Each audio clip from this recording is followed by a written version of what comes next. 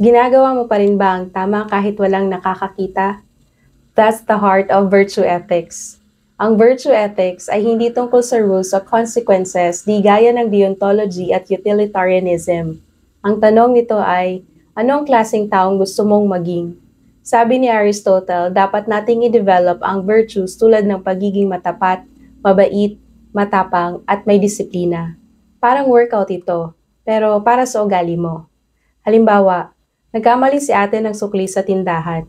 Sobra ng 100. Pwede mong itago, pero ibinalik mo. Bakit? Dahil hindi lang ito tungkol sa pera. Gusto mong maging tapat na tao. That's virtue ethics. Doing what's right kasi yun ang core mo.